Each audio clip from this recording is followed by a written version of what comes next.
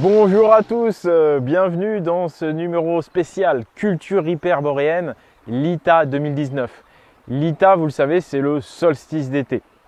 Donc dans cette émission, il va y avoir plusieurs thèmes qui vont être abordés, plusieurs aspects. À la fin, il y aura le question-réponse où je réponds donc à vos questions. Je vais partager quelques-uns de vos témoignages. Mais on va placer cette émission sous le signe de la conscientisation. Conscientisons les implications des événements cataclysmiques de 1200 avant Jésus-Christ. Je vais en profiter pour clarifier les choses, pour évoquer l'idéologie judéo-romaine et tout ce qu'elle a produit derrière en matière d'ingénierie sociale. Je vais parler des points qui nous définissent, nous, en tant qu'hommes et femmes libres, enracinés dans une tradition. Je vais parler également de notre responsabilité, et notamment de ma responsabilité d'informer le monde par rapport à ces connaissances que nous venons de redécouvrir et dont les implications sont énormes en termes de vision du monde.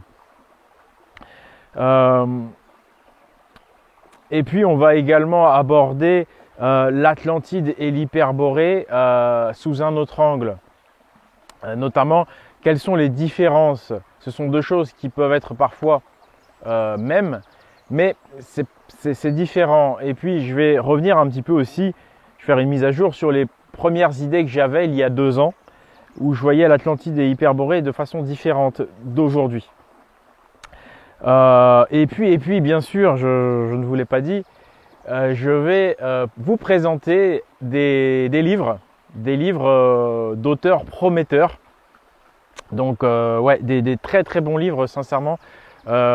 Suivez toutes les missions parce qu'il y a vraiment beaucoup de choses exceptionnelles en termes de témoignages, en termes de clarification. On va parler des casques à cornes, on va parler des fameux sacrifices chez les païens. On va voir d'où ça vient vraiment tout ça. On va parler un petit peu de la censure sur les légendes orales.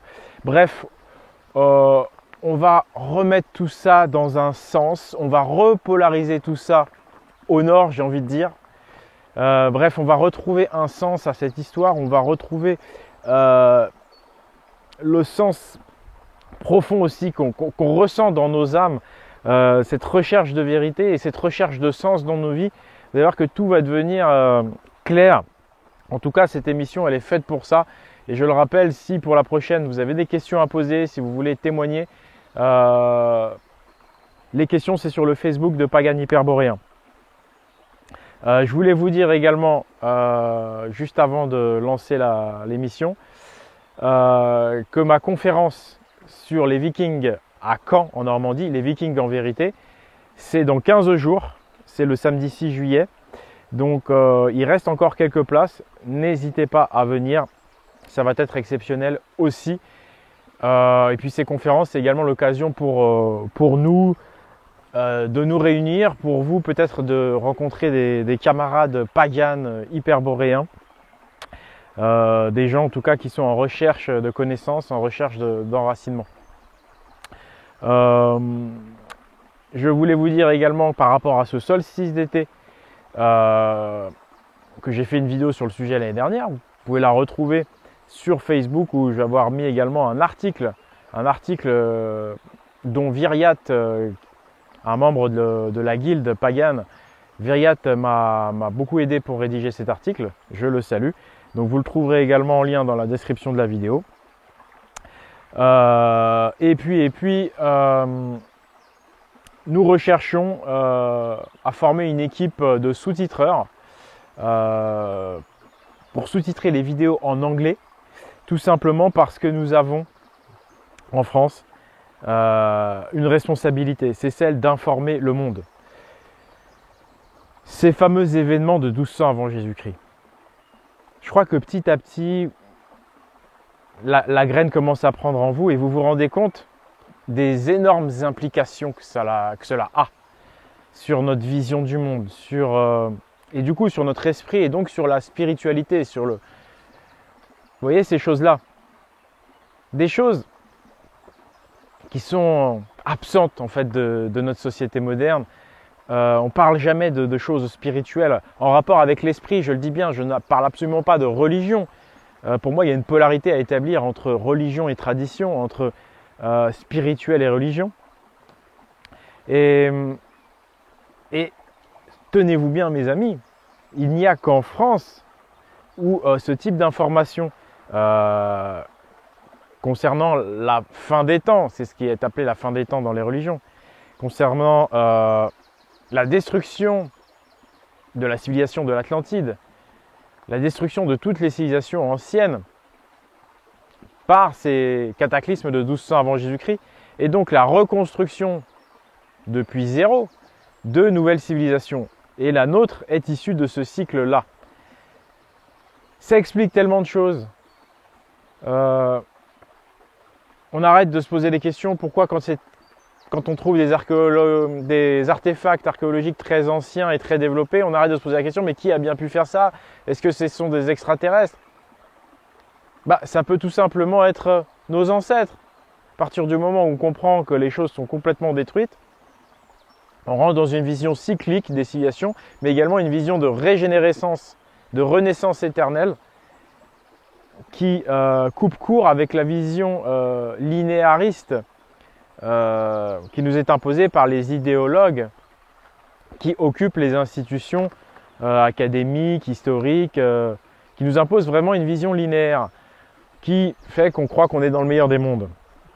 Donc, en France, on doit être les premiers, je dois être le premier à avoir fait une vidéo publique, des vidéos publiques qui communiquent là-dessus, sur les événements les plus majeurs de l'histoire de l'humanité. Il n'y a pas plus important à savoir. Voilà. Et pourtant, on l'ignore. C'était connu au 19e siècle, ça commençait les gens commençaient à retrouver ces informations. Puis début 20e siècle, c'était connu.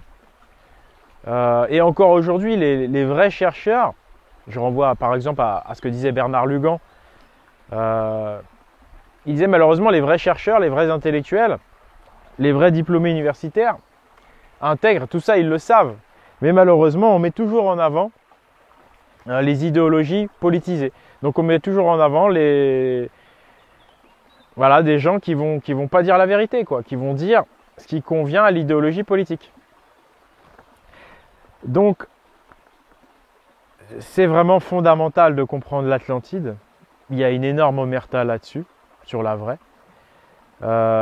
Et donc c'est sans doute parce que la France est vraiment au plus bas, est vraiment le pays européen le plus étouffé en matière de censure, en matière de destruction culturelle, de destruction des valeurs. C'est sans doute parce que nous sommes au fond, que c'est chez nous que peut renaître la civilisation hyperboréenne. Quand je parle de civilisation hyperboréenne, pour moi la civilisation elle naît dans le cœur de chacun et dans la composition des familles, dans la composition de l'être lui-même à titre individuel. L'être hyperboréen, si je puis dire, c'est quelqu'un qui voit au-delà de sa propre existence, qui cherche à donner du sens à sa vie, qui va au-delà de sa petite vie. Il sait qu'il va décéder, il n'en a pas peur. Il est dans une vision de perpétuelle régénérescence et il voit dans ses enfants des continuations de lui-même, et y compris dans les enfants des autres et dans les enfants qui arriveront dans 1000 ans. Et ainsi il se raccorde à ses ancêtres et il voit en fait, il se définit plus par la tradition, c'est-à-dire la transmission d'une culture, la transmission d'un état d'esprit, la transmission d'une vision du monde, de valeurs qui elles sont immortelles potentiellement. On peut transmettre à l'éternel puisque nos familles, nos tribus peuvent se régénérer en ayant des enfants tout simplement perpétuellement. Et donc on va s'identifier plus à ces choses-là, des choses transcendantes, qu'à notre petite existence. Ça, c'est la grosse différence avec un athée matérialiste. Et la différence avec un religieux, elle est également énorme, puisque le religieux, finalement, il est tout seul avec Dieu. Donc il fait tout pour Dieu et pour le paradis ou l'enfer. Alors que nous, on est vraiment connectés aux autres, à nos grands-parents, à nos ancêtres et à nos enfants. Parce que nous, on vit sur Terre. Et le paradis, on le veut sur Terre. Donc on est, je pense, dans la vision, selon mon opinion, juste du monde, qui est celle-ci, qui est la vision traditionnelle. Et donc le plus important, c'est de transmettre à travers le temps, à travers les générations. Mais également, là on est en 2019, et chers amis français, nous avons un challenge. Nous sommes en pole position. Nous avons redécouvert le véritable Atlantide boréen, mégalithique, et surtout donc ce point clé à conscientiser vraiment, c'est ces cataclysmes de 1200 avant Jésus-Christ.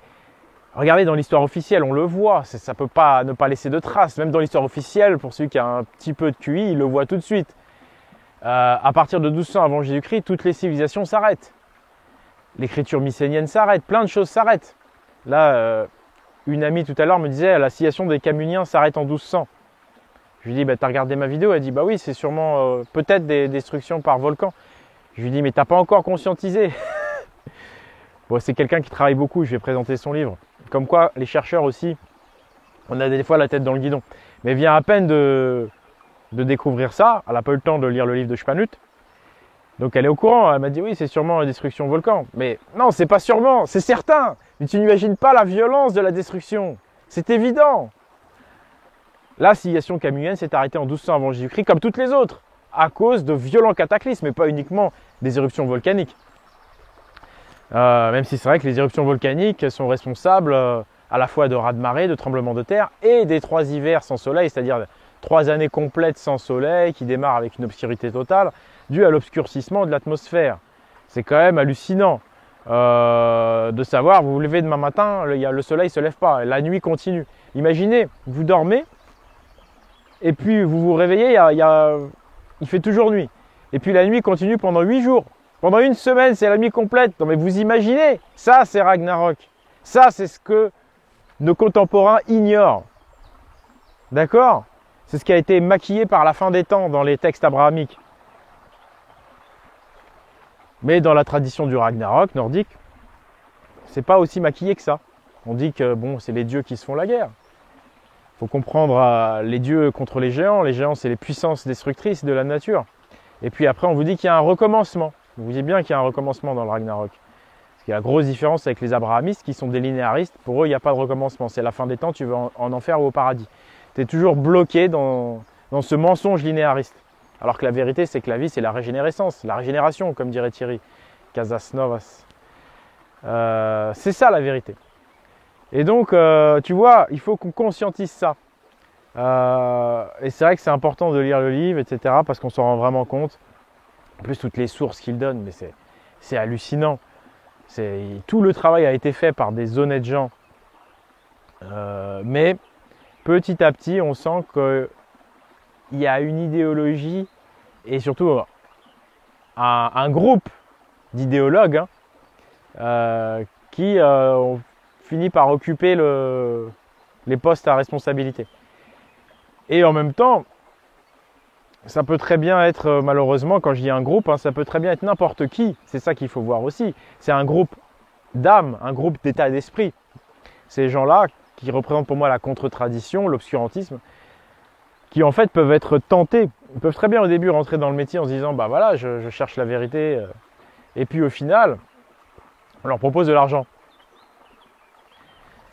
Parce qu'aujourd'hui, la politique et l'argent, ça fait qu'un. Et c'est comme ça. Et l'idéologie politique, vous la connaissez. Et elle est très ancienne, en fait.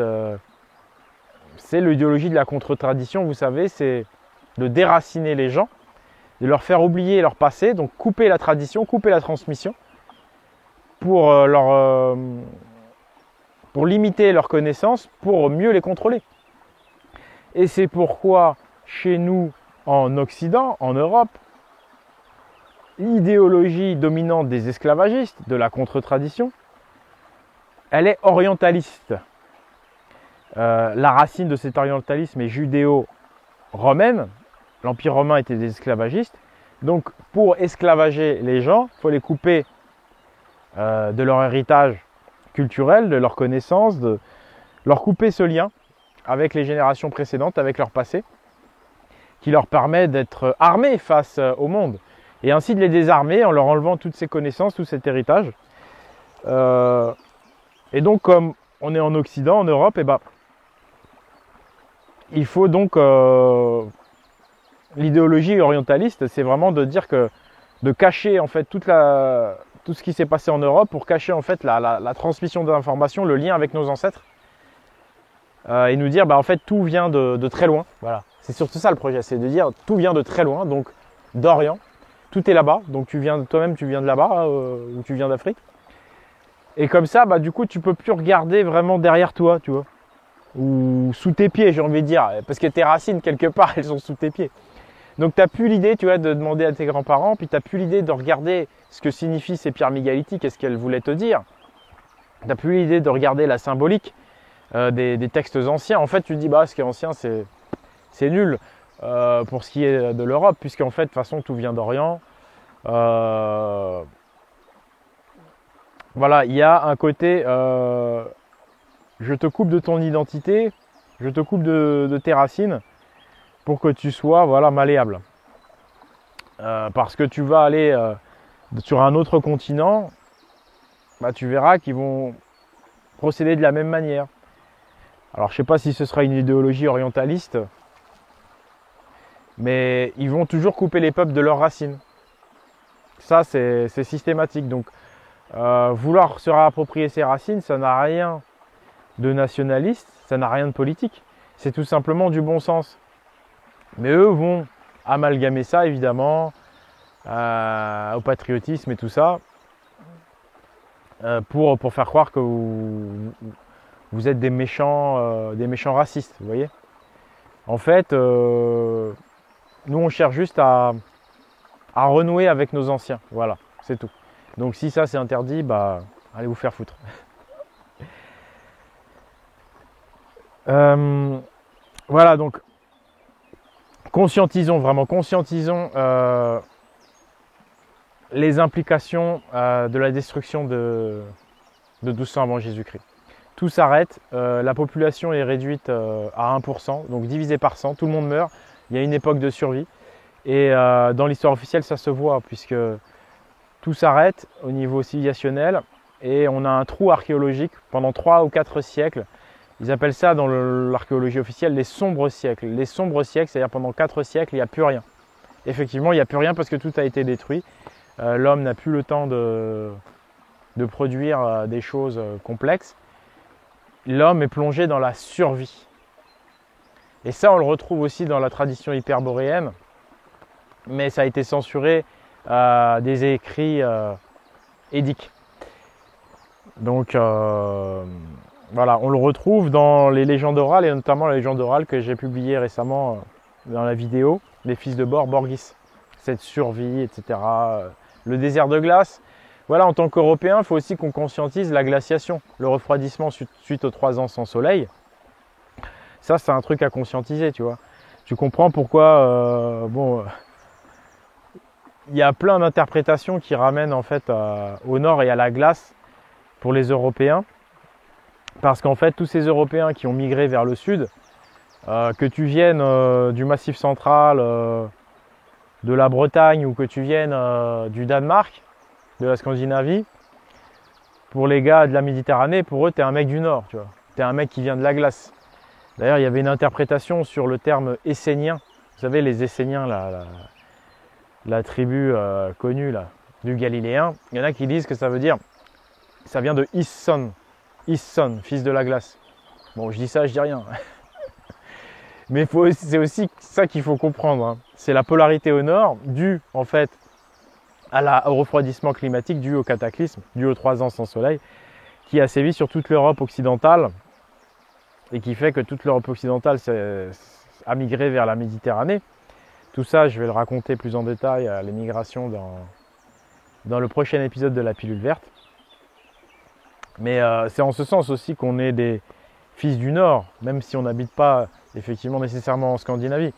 C'est qu'il y a eu ce refroidissement climatique également important qu'il faut conscientiser, mes amis. Et ça nous fait, cette époque de survie, réinterpréter tout un tas de choses. On va parler des sacrifices notamment.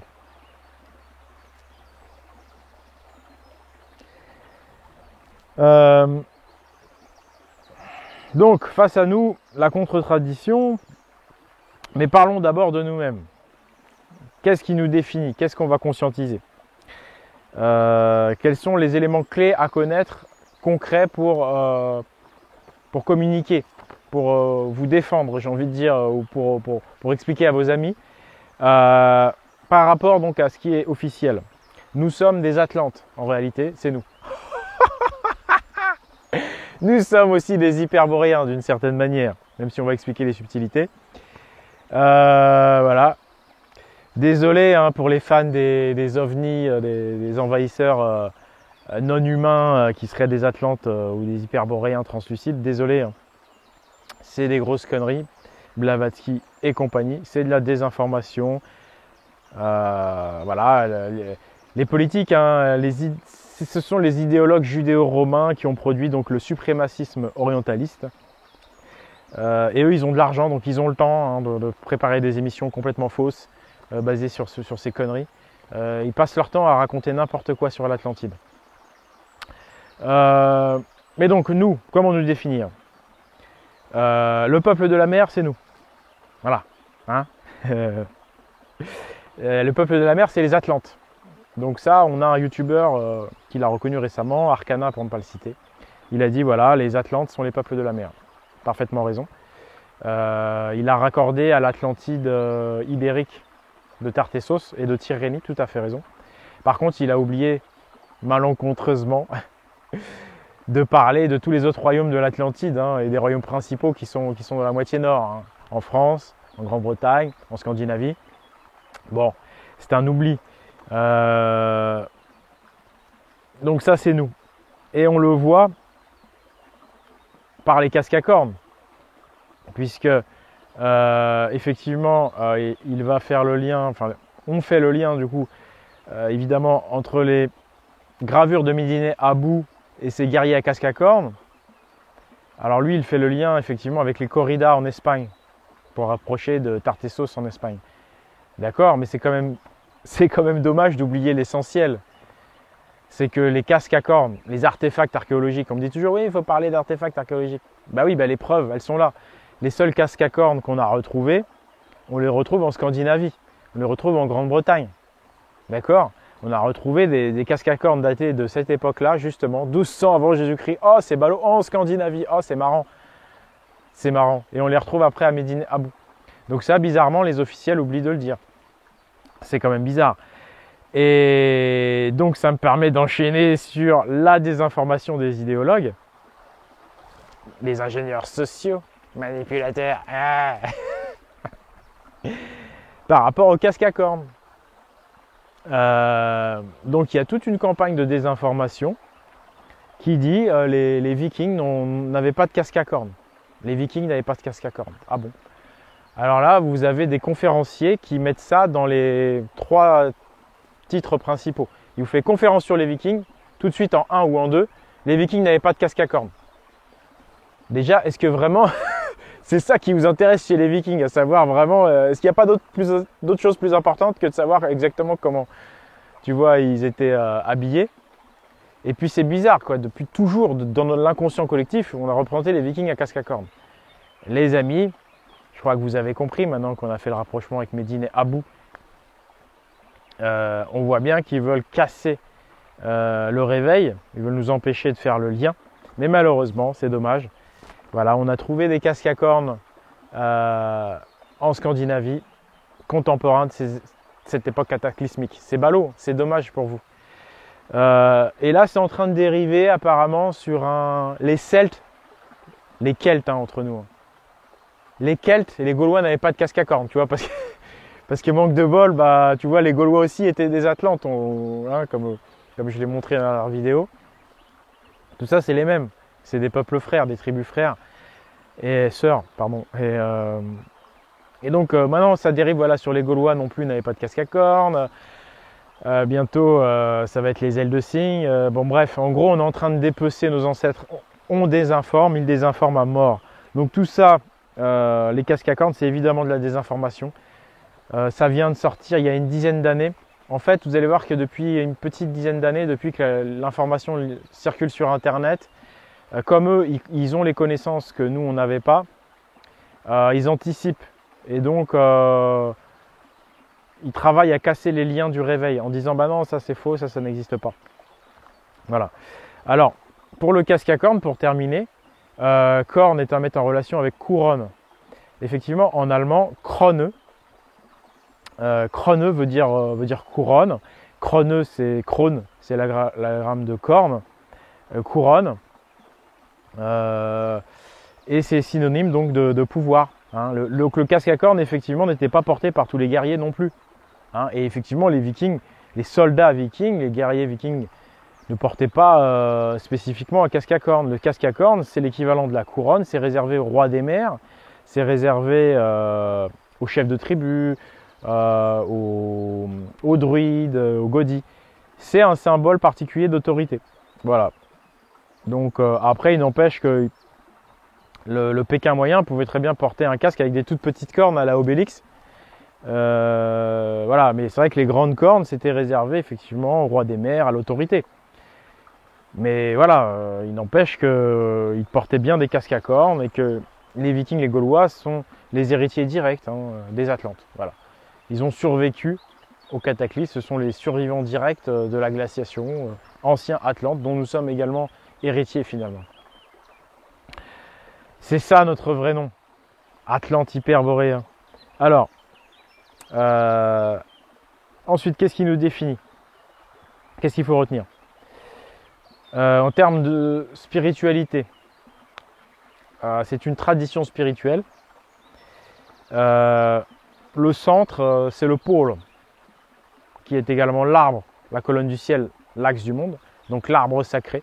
Donc à la fois l'arbre qu'on peut retrouver par ici, mais également donc le pôle et donc la colonne vertébrale, le long de laquelle on va faire monter l'énergie Kundalini pour s'élever spirituellement, pour essayer de passer à des stades supra-humains.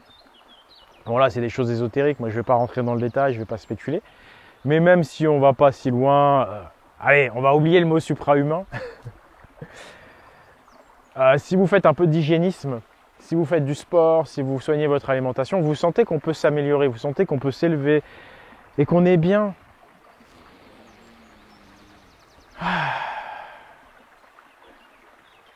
Qu'on est bien quand on s'élève, quand on médite, quand on recherche la paix.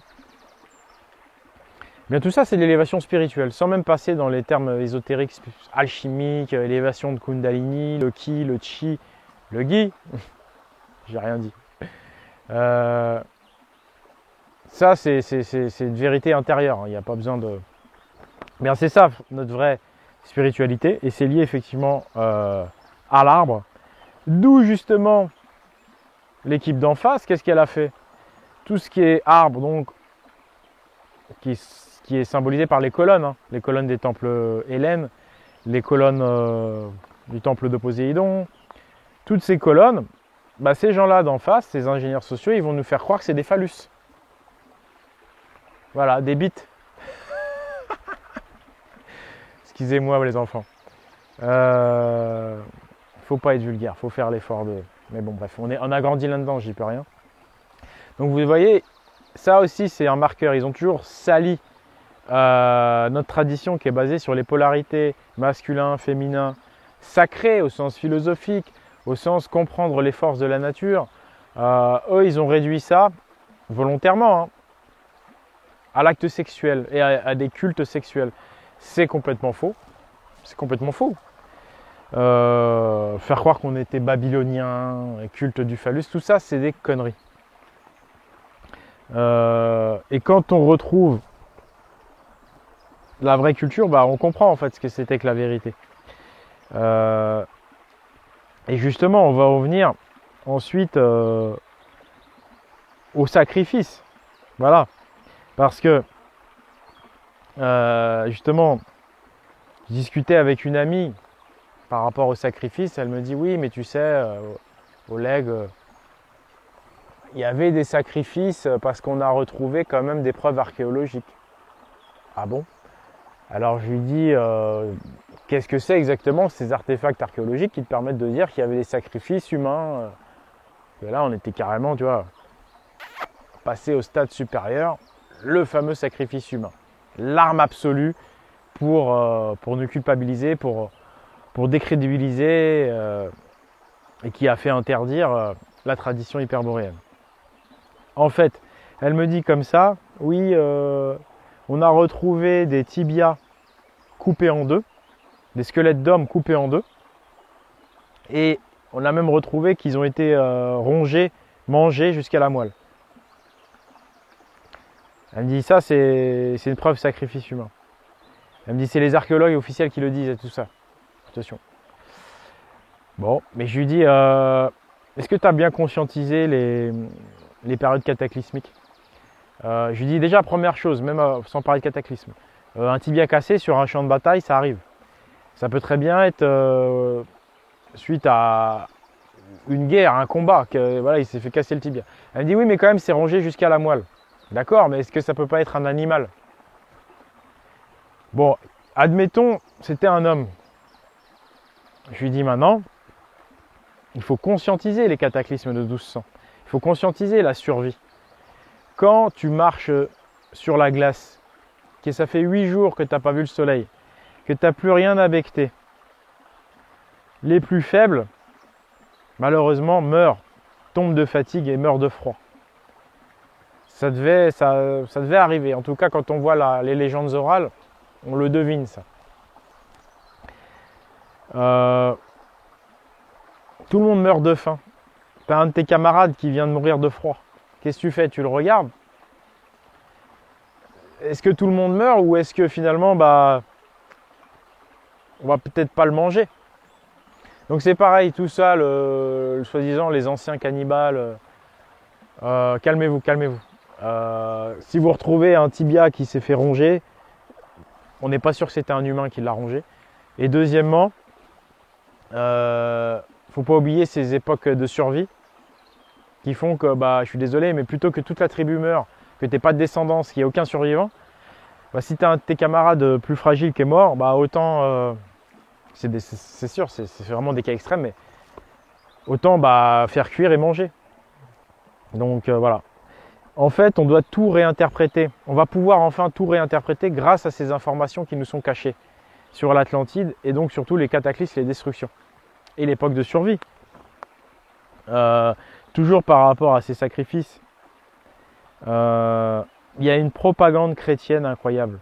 Je suis désolé pour les chrétiens. La plupart des chrétiens qui me suivent sont des chrétiens qui comprennent le sens qu'il y a derrière. Mais je suis désolé, vous êtes intelligents, sûrement plus que la moyenne, mais le christianisme dans la tête des gens, c'est pas ça.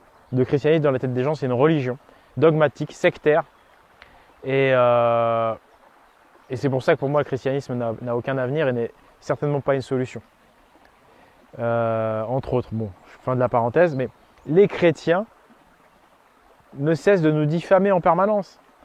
Ils nous appellent toujours les sacrificateurs, c'est eux qui nous salissent.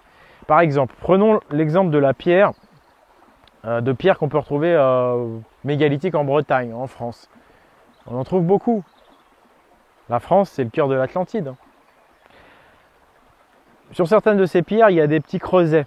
Ils appellent ça des cupules, vous savez. Eh bien, moi je pense, comme beaucoup, que c'était pour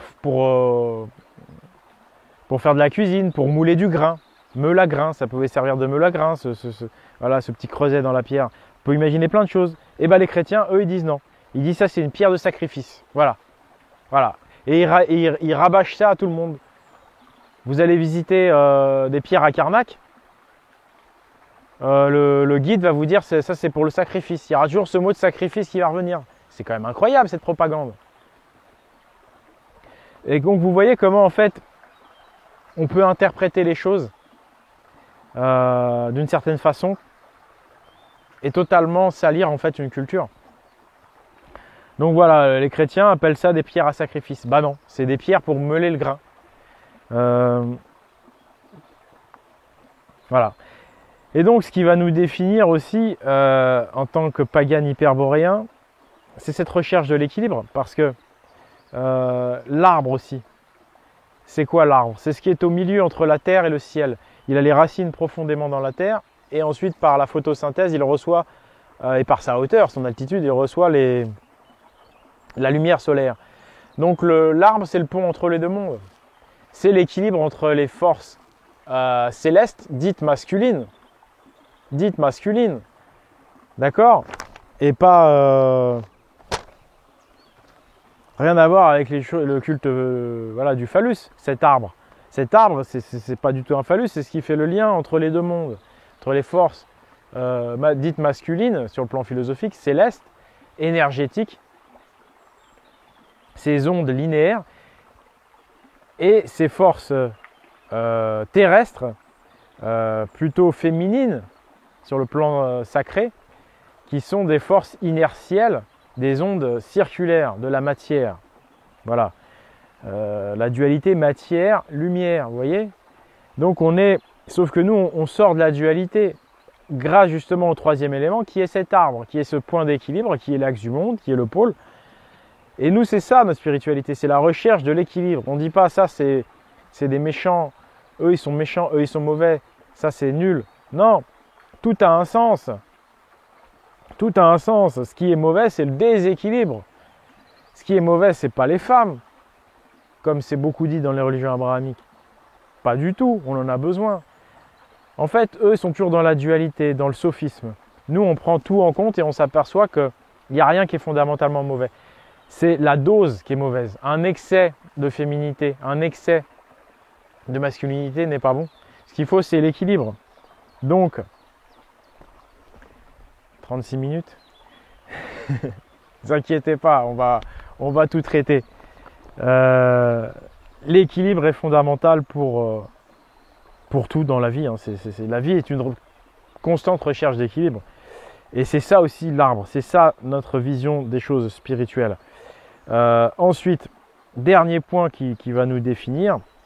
J'y suis déjà un petit peu. C'est donc l'équilibre, pardon, autant pour moi.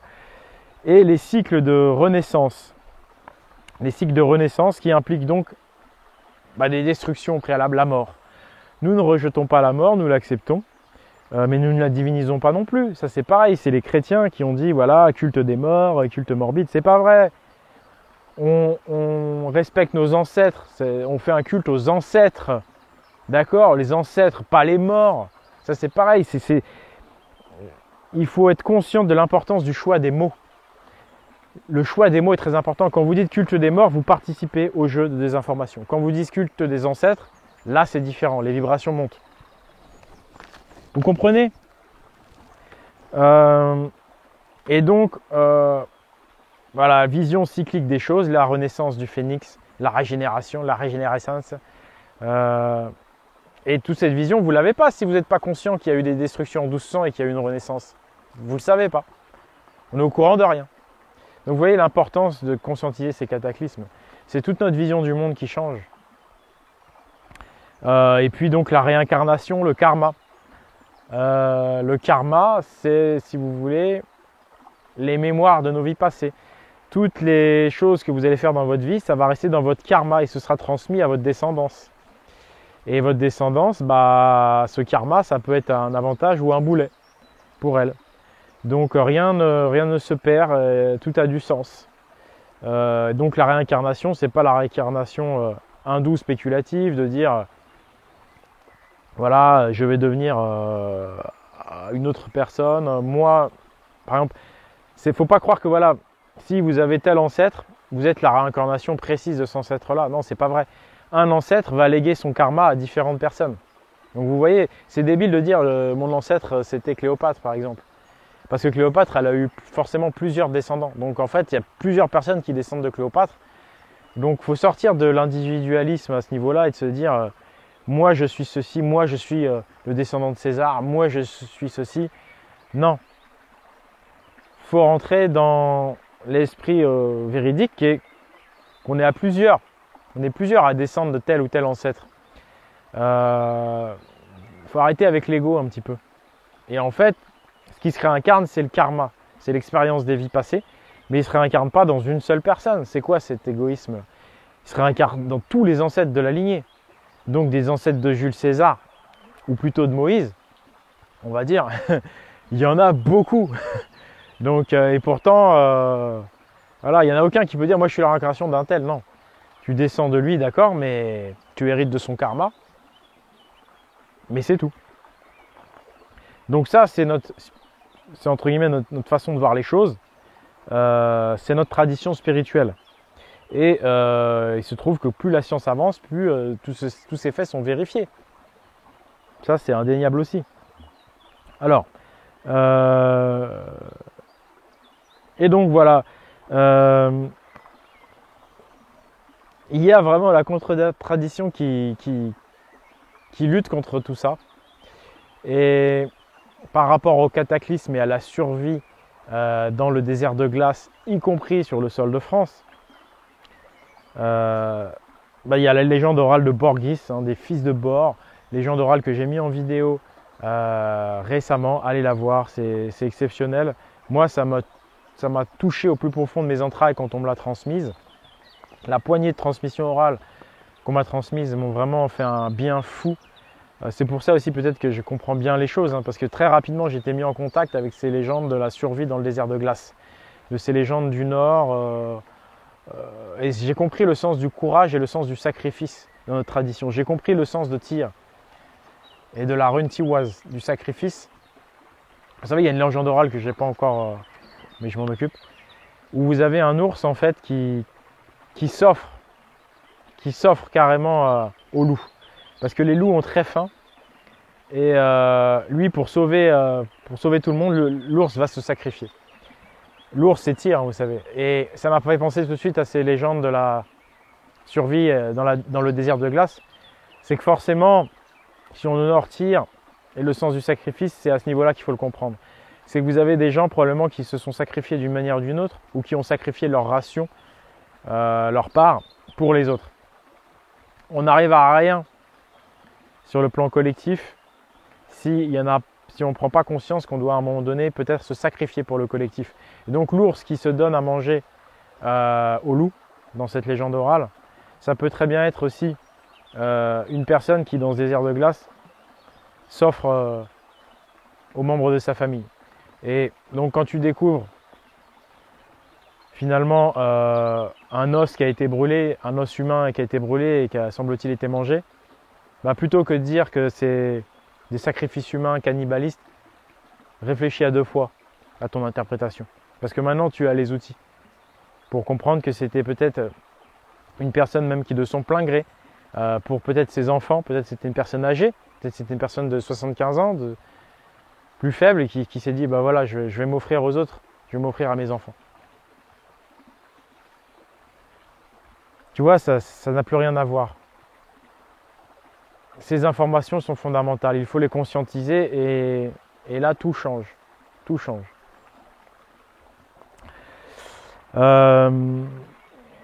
Voilou. Alors, je vais vous parler des différences entre Atlantide et Hyperborée par rapport à André Savoret et ses écrits. Mais juste avant, je vais vous partager un témoignage. 43 minutes. Je vais vous faire profiter juste 10 secondes. Moi, ça me reposait de